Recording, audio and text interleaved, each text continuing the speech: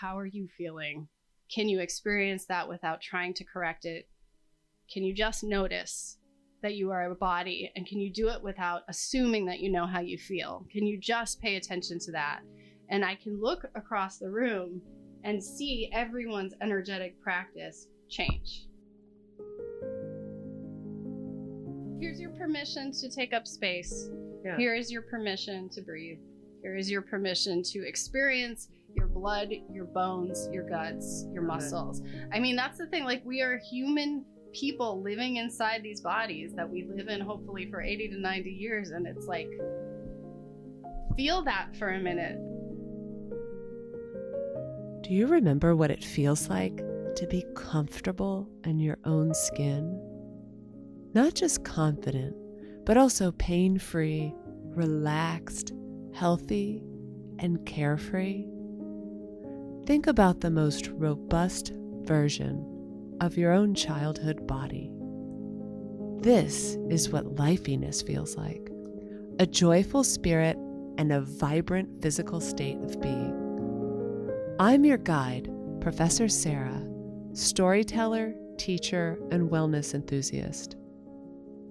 Reach into the vitality of your own girlhood to supercharge your grown-up life.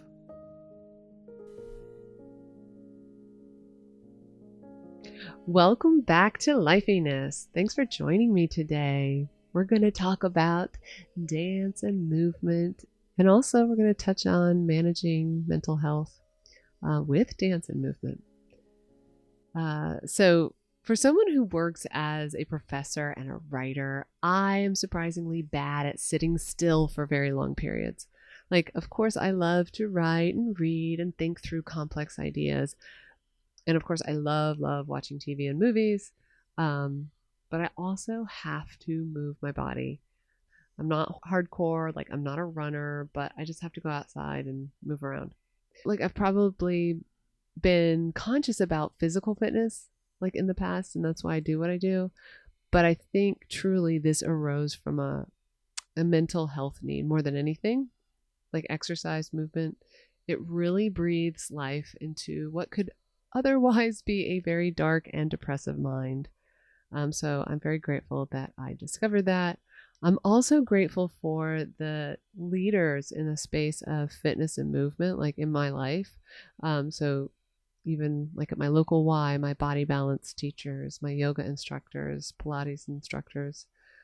So this leads me to my next guest, Becca Levy. She is a colleague of mine at the college where we teach together, but she's so much more than that. So I'm going to tell you a little story.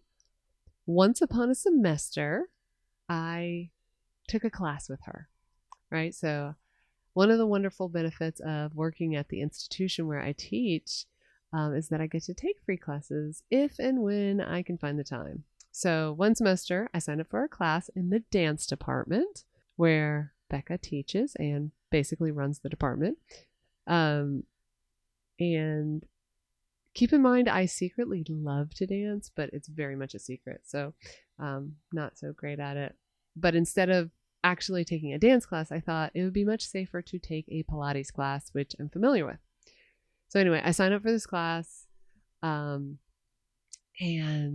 in, I think it's like February of 2020, we met for the first time once in this little studio, which is surprisingly well equipped at the campus with Pilates equipment.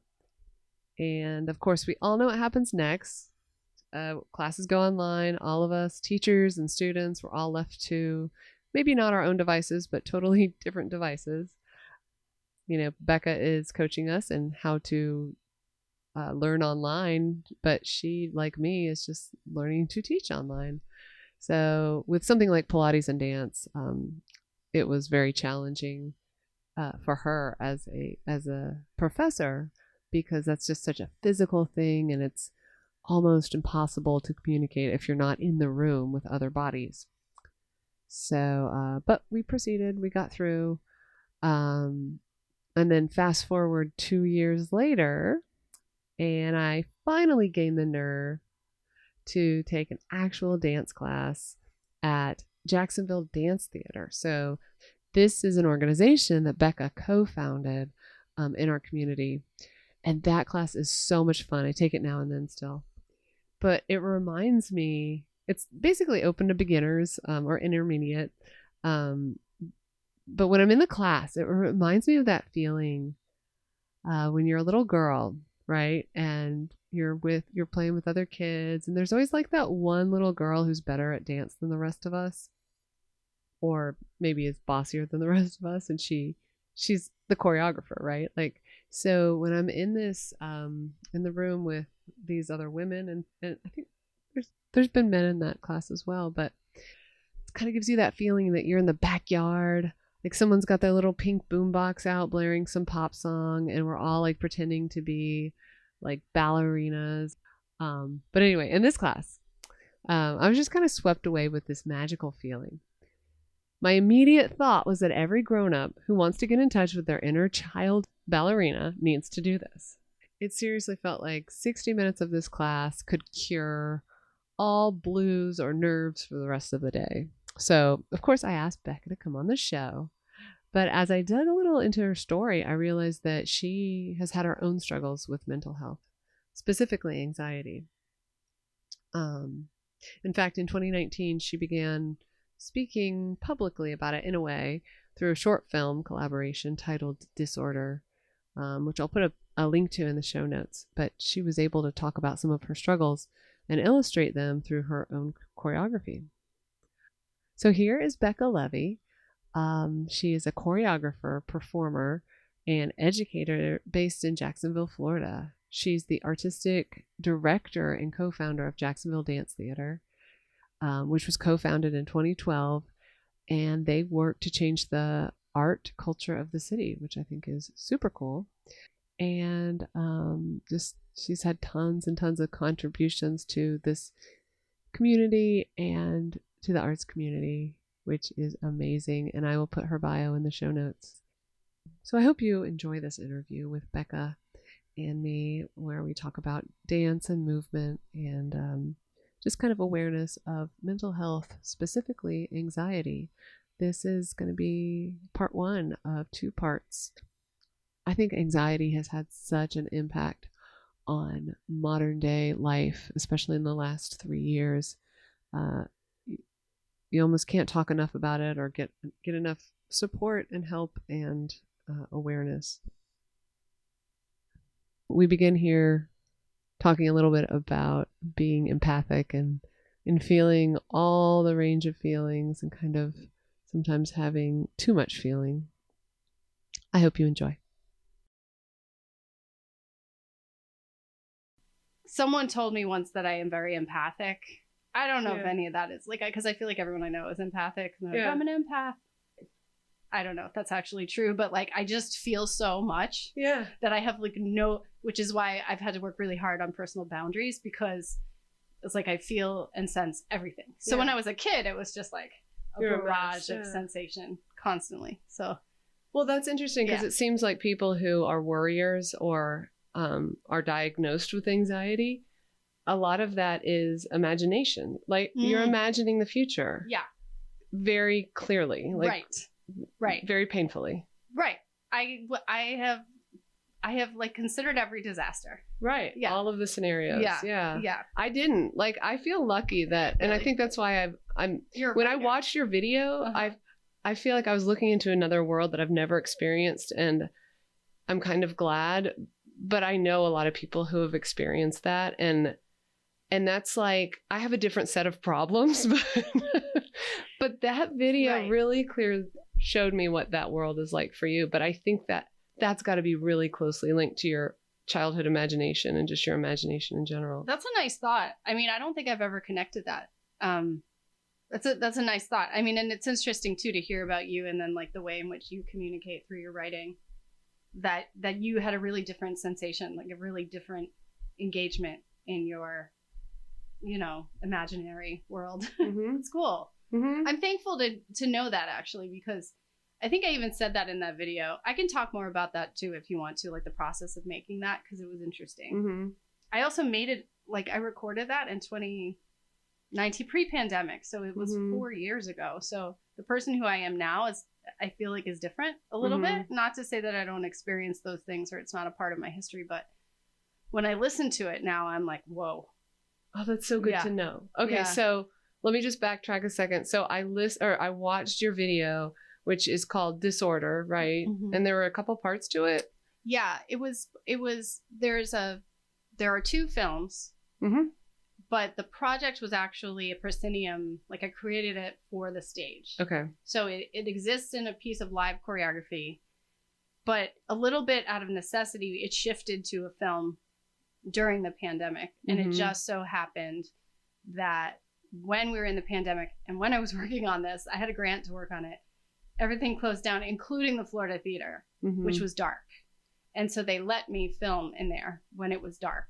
Oh. Which was super cool. So it was like I was filming this piece that was supposed to be performed, and I adapted it to a piece of dance film inside of a theater that was supposed to be live, but it was closed down. Okay. And so it was, not only was it dark, like as we say in the theater, it's dark, there's no show, but it was literally dark. It's dark. Like, there was no showses, no people. So, okay. So in the Disorder, and the choreography was also called Disorder. Same name. Okay. So definitely walk me through like how you created that piece. And then I'm really curious to know how things have changed and how you feel differently when you listen back to it. Yeah. Okay. That's all good questions. That's a lot. No, it's good. I mean, it's nice for me to talk about things I know about. So I met a composer. His name is Mark Snyder.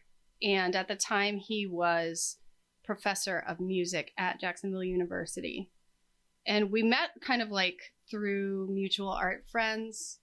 And we like, you know, when you meet a person who you're artistically drawn to and there's like a connection, and he and I just like he jokes at the time, like I'm sober now, but at the time I wasn't when I met him. And he like brought a bottle of wine to our friend's house, and I like drank the whole bottle. Like he brought it as a gift and I drank it, and he's like, yeah, we finished a bottle of wine together. So he is a colleague, and he loved working with choreographers. So we started a kind of a collaboration that I wrote a grant for. And when we were working on it, we were kind of like trying to think about what is something that resonated with both of us, and almost shocking about his own like mental state. Said something to me, and it struck me. I was like, and then we were talking about like the type of work, and I was like, well, one thing that we have in common seems to be we had talked about that, and I'm like, okay, well, we seem to land on this in common, and it's like definitely something on my mind, and let's try it. So his idea is that he works mostly with electronic music, not exclusively, but at the time that was the thing he was working with. So he was like, well, why don't you come over? And we used not just me, but like a few other dancers involved in the project. He's like, why don't you come over and I'll record you talking. And then his method was to like, it's really beautiful. What he does is he takes the text and then he distorts it into music. Like you wouldn't even necessarily know that someone was saying something. Like it's so beautiful. He's really, really talented. That's amazing. Right. And so the piece Disorder that's for the stage is like 35 minutes long. And that's the only section you can hear words in it, is the one that I talk. Like you can hear like in some of the other sections, you'll hear someone be like, anxiety, like very, very quiet. But everything else is so kind of like modified that you wouldn't even know it's a human voice. But when I started talking, like we were sitting like as you and I are here now, he like just kind of put the mic in front of me and he was like, talk about anxiety. And then I just like, I think I blacked out. Like, I don't even remember what I said. Wow. I just like, he put the mic on me and I was like, boom, go speak. And I was just, well, you can hear it in the recording. Like I was like so manic. I was just like, and it's like this, and it's like this, and it's like this, and I have to do this, and I have to make sure that I'm this way. And like, these are the ways that it affects me. And like, you know, it's so funny because I've been managing the symptoms of it for so long that I can speak about it really, really well. Like I can be like, this is exactly how I feel. This is exactly what my sensations are. It doesn't help me to feel better. Like I don't, you know, necessarily like talk therapy is, we can turn back to that if you want to, but like speaking it into existence, like doesn't necessarily feel like it's helping me. It's not cathartic necessarily, but I can do it. Like, you know, you were just like explaining your daily management, right? Right. Daily management or like physical symptoms or like the fact that I thought that I probably had it in childhood and everyone missed it because my parents would like suck it up. It was 1985. You know what I mean? And so I just let her rip. And I was like, cool, no problem. Because whatever I say, he's going to turn into music and no one's going to know what I said. Oh, wow. So anyway, that was wrong because he was like, well, he's like, but the cadence of the way that you were speaking and kind of the relentless way that you were speaking, he's like, I put a samba beat to it and that just seemed right. And then he like sent it to me and I listened to it and I was like, oh no. Yeah. I was like, that's out. Yeah.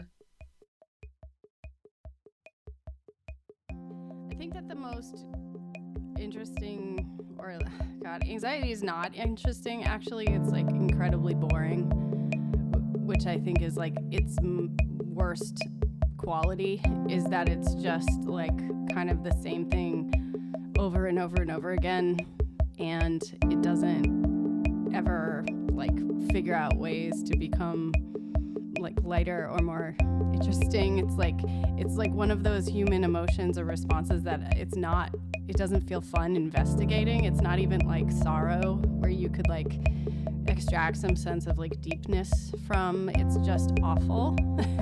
And I figured out that I had an anxiety disorder. Why it wasn't obvious, I don't know, but I figured it out like around my late 20s, early 30s because I was diagnosed with an anxiety disorder. But then when I look back at my childhood, I can see that I was an anxious child. Like, and I probably had I was like, it's up to me whether or not I use it. Like, obviously, he'll publish it, but like, it'll reach people people. Yeah, people that you know. Yeah, and I was like, but when the first time that I heard it, it kind of like knocked me on my ass. Like, you ever have that experience? Like, you hear something and you're like, oh, fuck, I can't believe this. Like, okay, well, I guess I'm doing it. You know, like, because it resonated with me, even though it was something that I had said. Like, I almost didn't remember what I had said. Yeah. And when I heard myself saying it back, I was like, oh crap. So then I know that moment very well. Yeah. Right? Yeah. I mean, you must feel that way as a writer all the time.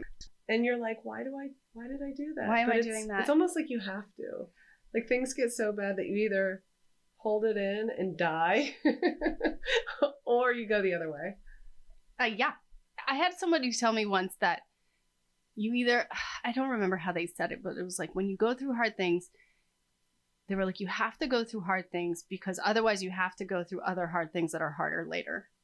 That's a good point. And I was like, okay. Either way, I felt like that with my TED Talk too. I was like, why am I doing this? Like, yeah.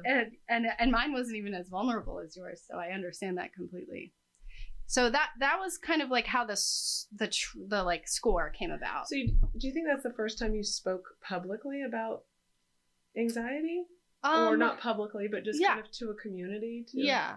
Outside of like my partner. Yeah. Mm-hmm. I mean, I think that's huge. I think if I speak about the way that I am feeling frequently because it's just how I have to process, because again, like, I'm so close to the surface that I will like explode if I don't communicate somehow. Yeah.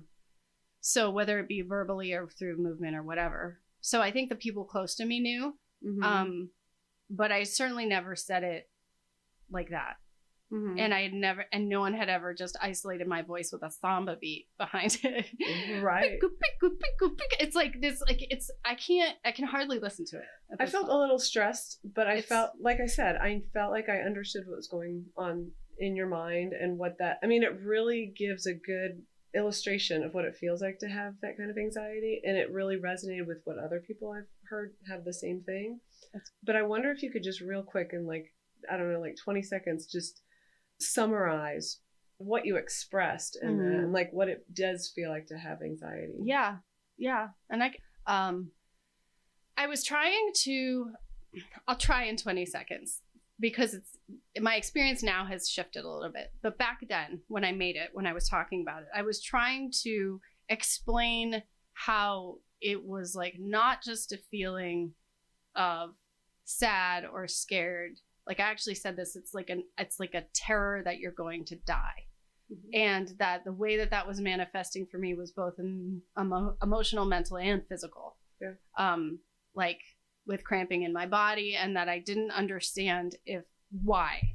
Like, I couldn't figure out where the chicken and egg were. Did it come from a physical problem that I had when I was young and it just manifested as anxiety? Or was I kind of like, is it in my DNA? You know, there's this, like, I had a therapist say once to me that, like, for Jewish people, like, anxiety lives in our DNA because we've endured so much tragedy. And I was like, you know, I don't know if I'm not a scientist, so I don't know if there's truth in that, but I mean, it certainly makes sense to me.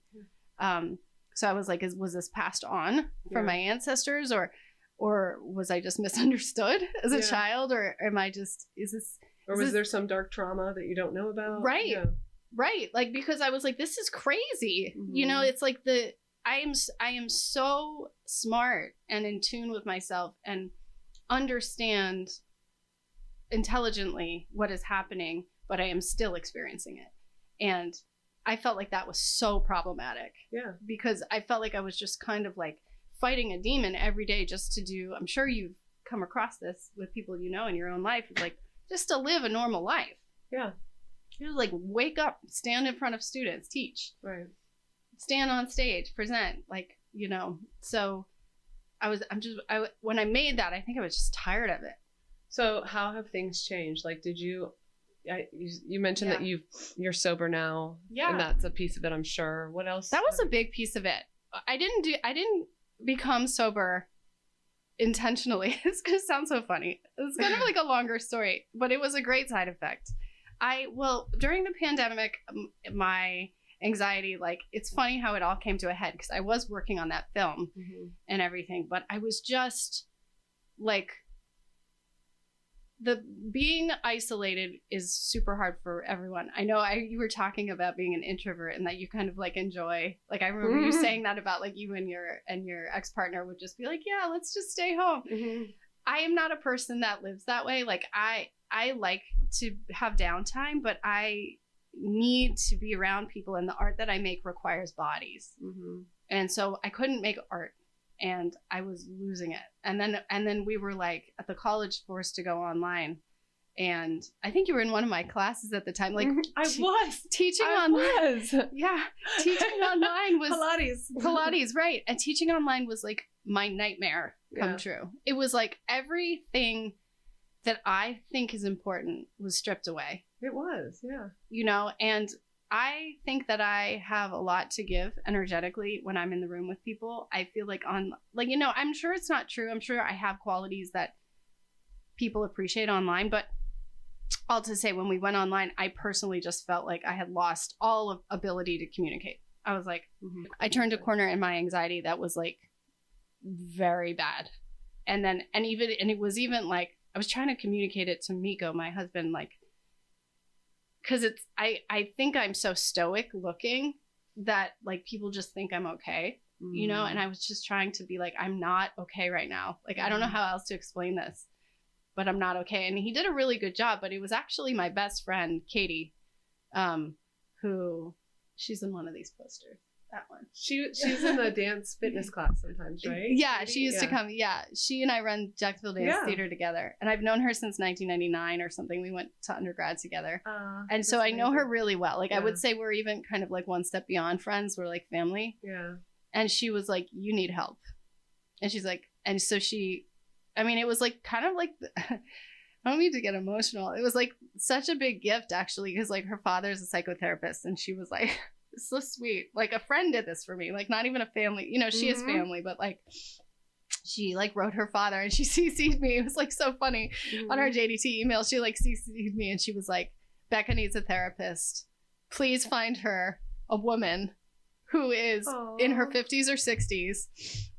Who like understands that the patriarchy is bullshit. Like, she had all this requirement. It was like it was like, you know, she's an incredibly generous person anyway, but it was really like one of the biggest acts of love I felt from a friend, like maybe ever. Like, definitely. I don't know. It was beautiful. And so she found me this, like, her dad, it's like so funny to think about it. Her dad referred me to this woman who does DBT therapy. And it was, that was a game changer for me. I don't know what that is. It's the dialectical behavioral therapy. Okay. And it's like an offshoot of, it's not CBT, because CBT doesn't work for me because I understand what is wrong. It's not that I don't get it. Right. It's that it didn't matter. Yeah. So the dialectic is cool. It's freaking super cool. Yeah. But it's essentially this idea that like many things can exist at the same time. Like that's what I took out of it. You know, they give you like a lot of tools in that therapy, but what I took from it is that a lot of things can exist at the same time. I can feel this way, and also things can be full of joy. And that just because that I am having this response does not mean that something is wrong necessarily. And it gave me a lot of tools to counteract the physiological response to anxiety, which was like really, I think, the biggest thing for me, because I can kind of handle, because I think I'm smart enough to understand intellectually what's happening in my head. But when my body betrays me, that's it for me. Right. If I can't have like a physical responses to anxiety. So she taught me all these tools, and it super helped. It sounded like you need to like supersede your body, like go over your all of that stuff and just kind of like reset somehow. Exactly. In other ways than just like pills or talking. Yeah. And I think medication medication has helped me through hard times in my life, but I was at a point where I just needed better tools. That's interesting, because you do have movement, you have dance. So I kind of wonder, before that, so that was a turning point for you, like that, and that is so awesome, such an awesome. So that was a turning point for you, and you've changed in the last, say, 4 years, right? Not to say that it's not like you snap your fingers and those sensations go away, but it was a combination of that. And then I caught a really early case of COVID and I got really bad long-term symptoms. I had it was pre-vaccine, and I got really bad long COVID, and my brain wasn't working. And I wasn't able to I couldn't talk or speak or understand emails, and I was terrified. And then I was like, well, I don't know what to do. No doctor knew what to do. Nobody knew anything. Yeah. So I was like, what do I know? Well, I know that alcohol is a neurotoxin, and probably that's one thing I can cut out that will help. Mm-hmm. So I did. And I just, I drank a lot before that. Mm-hmm. I was a big drinker. I am of a personality that's kind of all or nothing. So mm-hmm. I'm easily addicted to things. So, I am not an alcoholic. The minute I quit, I just stopped. It was fine. But when I got rid of alcohol, my anxiety improved so significantly. Wow. And then I did all this research on it, and I was like, duh. It shoots you full of cortisol, because I know this, mm-hmm. and you know this because you've taken my Pilates class. All the body wants is stasis. It's mm-hmm. all it wants. It wants balance. And so if you're drinking a bunch of this stuff that is a depressant, then your body shoots you full of cortisone to make you wake back up, right. so that you find stasis. But if you have a predetermined mental illness, then mm-hmm. you're knocked off kilter, and then it's a vicious circle. Yeah, and you have to keep doing it. Yeah. And so who knew, except for all the scientists. Becca didn't know it, so it didn't matter. Now you know. Yeah. So it's interesting. So from that point, that's how you kind of fixed that part. Yeah. But it seems like you've probably been using movement as therapy your whole life. Yeah. For, anxiety, worry, any kind of issues that you had before. That's probably gotten you to where you are, because you've been, pretty successful, I would say, so it seems like maybe if you had lived a different life and you didn't have movement, it might have taken you down earlier. I can't even imagine. Yeah. Honestly, I don't even know. I don't know. Yeah. I mean, that's a good point. I don't even know who I am if I have to move. But I also kind of between you and me, it's also a really big lift for me to get myself moving. Mm-hmm. There's a part of me, there's a part of my psyche that's no, I don't want to. Okay, go. Uh-huh. I have to, kind of every day manage that because it's yeah. because it's so hard. Feeling it. Yeah. Because you seem so energetic, you know, like Thank when you you. get to that place, you certainly motivate others to move. Yeah. Well, I love it. To me it feels like the closest, you know, there's this quote. I can actually get it for you so that I'm not bastardizing it, but the Crystal Pite said that, like, essentially the thing about dance is that Crystal Pite is a choreographer from Canada. The thing about dance is that it exists in its moment of disappearance. Like, to me, that is so freaking wild. Like, I do this thing that does not exist after I have stopped doing it. Like, it just exists only in the moment that it is in.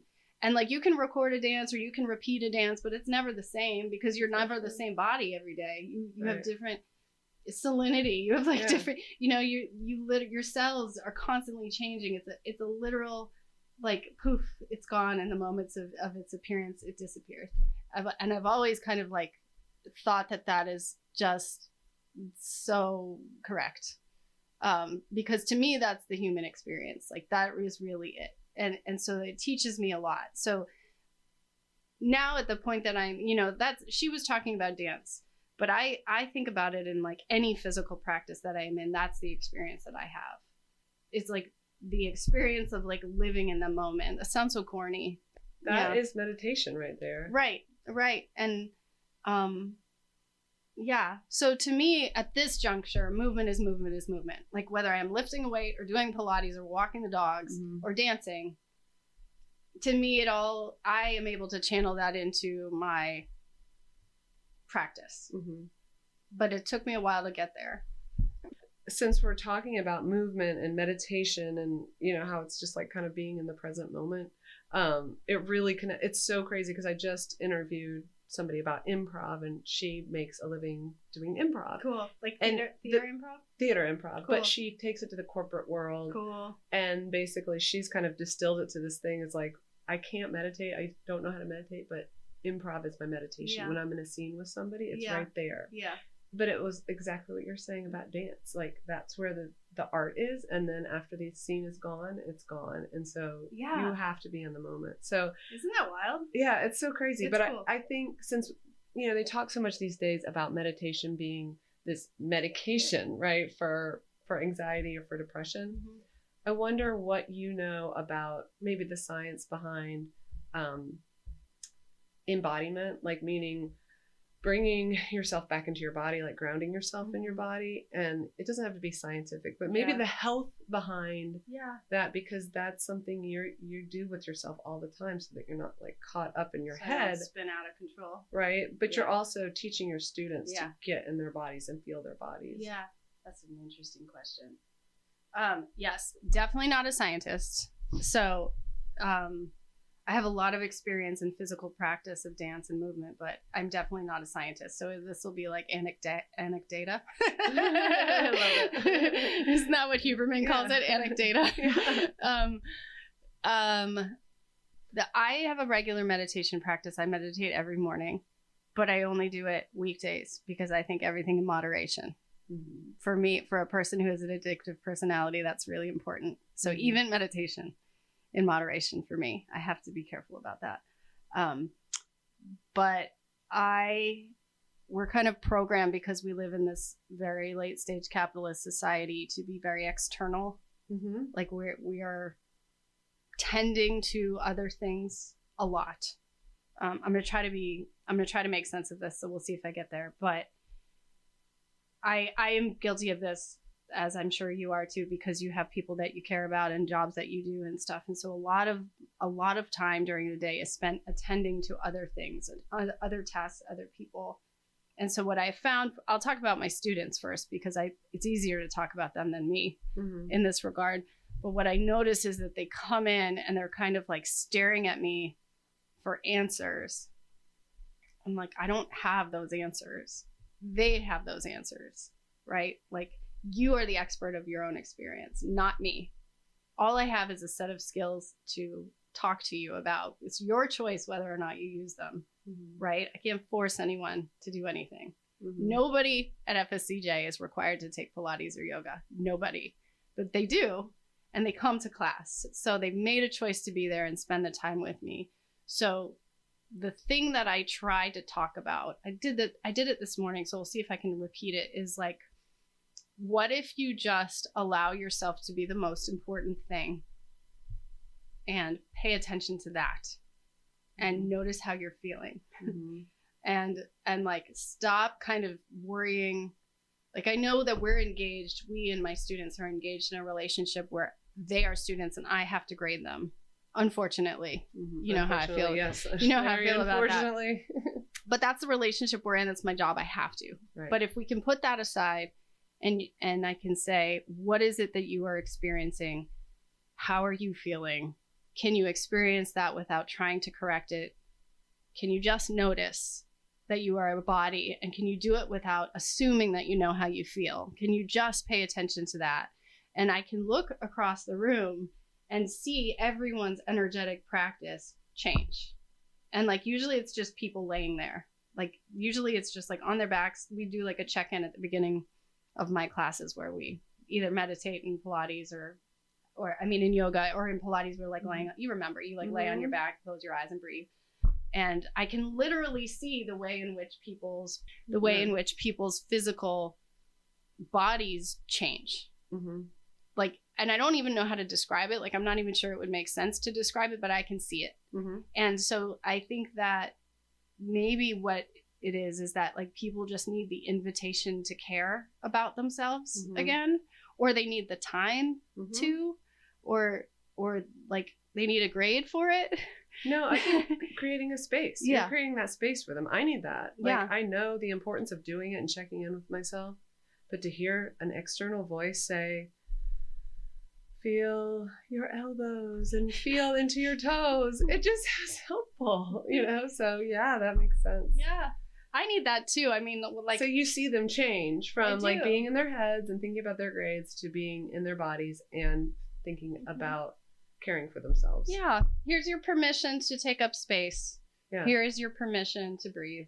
Here is your permission to experience your blood, your bones, your guts, your muscles. I mean, that's the thing. Like, we are human people living inside these bodies that we live in hopefully for 80 to 90 years. And it's like, feel that for a minute. I mean, I think that for myself, you know, it's maybe the part of the reason why I've been moving so much is because it's like hard for me to feel that sometimes. But sometimes we just have to come up against our mortality a little bit. Like, we have to be like, these are the things that are inside me, and this is the way that they work, and here's the way that I can care for them.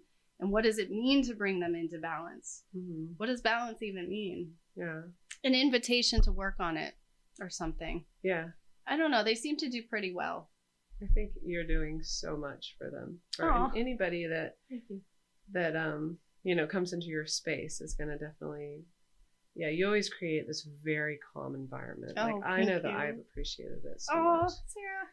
Tell me about Jacksonville Dance Theatre, and then tell me about your upcoming shows or anything else that you want to like talk about. Thank you. Okay, so Jacksonville Dance Theatre, and I know your listeners can't see it, but you're looking at a wall of Jacksonville Dance Theatre shows, posters now. That's a lot of shows. That's all the shows. It's many. It's not all of them, but really? It's most of them. Wow. Yeah. It's a professional modern dance company, contemporary modern dance company, that I co-founded in 2012. And I currently run the company. I'm the artistic director. And my co-founder is Katie McCoggin. She's my friend that I mentioned before. But we founded it because when I moved to Jacksonville from Los Angeles, I was like still pretty young, and I was dancing in LA, and I moved here and I was like, where are the jobs? Yeah. Like, I'd never lived in a city that didn't have jobs for dancers. Wow. And I was like, and I kind of panicked, and I was like, I'm too young to retire. Like, I just had this sense that I wasn't ready to stop dancing yet. Yeah. And now I think back on it, I was like, I was so young. I shouldn't have. No one should stop dancing when they're that young. Shouldn't have even considered it. Yeah. And so I was like, well, what do I do? And so we were doing like projects and little things here and there. And I would travel a lot. And then I was like, what if we founded a dance company? And like, we said the words and then it happened. I mean, it was not and is still not easy. It's a hard slog. Like, if you've ever run a nonprofit company, you know, it's like wild. And dance is the bastard child of the arts, and modern dance is like the stepchild, bastard child of the arts. So bringing, so I do something that not a lot of people like know about. I don't mean to patronize the audience. I'm sure people know about modern dance, but it's like, you're certainly educating the Jacksonville community. Well, with right. You have been. Yeah. And it's like, it's a lot of things. It's like running a dance company because I want to make art. And then it's running a dance company because I think the city needs one. And to employ dancers, to provide training, to provide outreach. So we're in season 11, which is amazing. That's amazing. Yeah. And we pay all of our dance. I mean, that's really important for maybe your listeners to know, is that like a professional company means that the artists get paid. So our dancers get paid for everything that they do, whether they take class, even if it's dance fitness, or rehearsal or performances, or touring. We pay them for everything. And there's, I think, 11 performers currently this season. So yeah, we're turning the corner on to season 12 will come up next year. But the last local performance that we have in Jacksonville is May 13th at the Florida Theater in downtown Jacksonville at 8:00. And you should definitely come. But that's kind of like our big exclamation point on the end of the season. We've had a long season. We've done a lot of performing, but that's kind of our big local show. We love the Florida Theater. They're a community partner. That's where our offices are. So I will be presenting choreography that I made. We're a repertory company, which means that I am not the only choreographer whose work we do. We actually do a lot of different choreographers' works. Is that what repertory means? Yeah, like a repertory company just means that it's not the Rebecca Levy show. Yeah, okay. But we do my work. We do local artist work, and then we commission artists. So we have 2 commissions in this show. Ebony Amos, who is a emerging choreographer from Tennessee, who's amazing. She's brilliant. And Bliss Kohlmeyer, who is a more established choreographer who lives in the Tampa area, originally from San Francisco. And I am showing a piece that I premiered last year, so I'm showing it again. It's called La Mesa, which is a piece, it's about women's voices. Oh, sounds cool. Yeah, that's the best way that I can say it. It was like a response to the quieting of women's voices. Oh my gosh, I love it. Yeah. So there's no shortage of inspiration living in Florida. Yeah. You know what I mean? No. Yeah, that's why we live here, right? For all this interesting stories. Yeah. That's why I live here as a writer. Yeah, right. So and I like to activate elements of dance theater, which is like dance theater of the German tradition. So I like to use text and props and repetition and duration.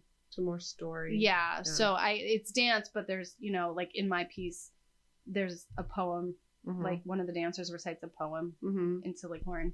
Sounds like it's more intertextual. There's different media. Okay. Yeah, absolutely. So we do a little of everything. Yeah. Which is cool. Okay. You should come check it out. I'll definitely be there. Yeah.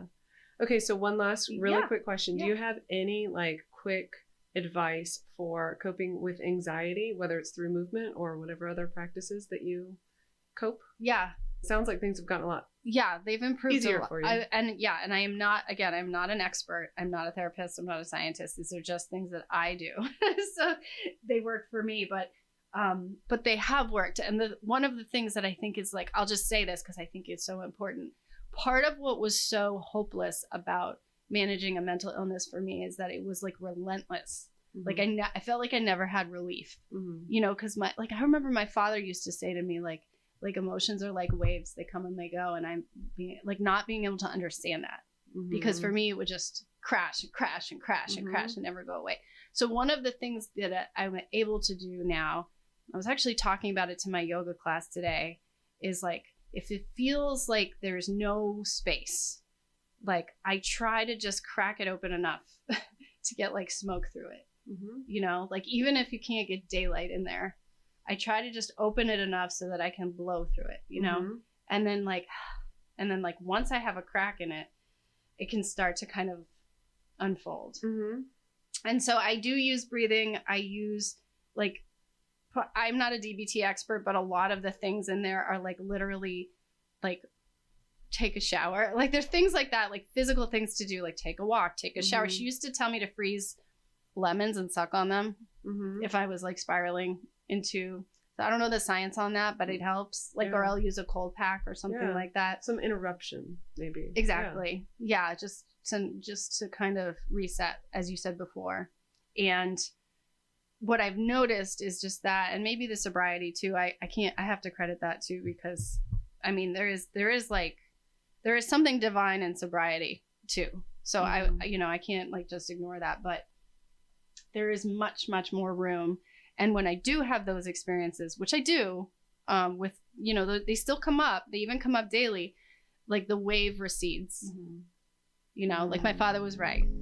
Don't tell him. Don't tell him. Sounds like he was onto something, but like you had to manage it differently. Yeah. So it pulls itself back. So those are my tools. Yeah. But they help me, and just being able to be like, sometimes I call it like, I'll talk to myself and be like, it's cool, your brain is glitching today. Yeah. It's not you. Yeah. It's just your brain glitching, and I'll be like, brain, get it in order. Yeah. And it will. I love that. Yeah. I love that. Yeah. Thank you so much. Yeah, Sarah. And thank you for talking. Oh my gosh, it's so fun. Great. I loved it. Thank you for inviting me. I like talking to you. Thank you for listening to this episode of Lifeyness. I'm Professor Sarah, and until next time, begin exploring a more playful and joyful you. Embrace that girlhood energy for life. And last but not least, remember to follow me on Instagram at Book of Lifeyness.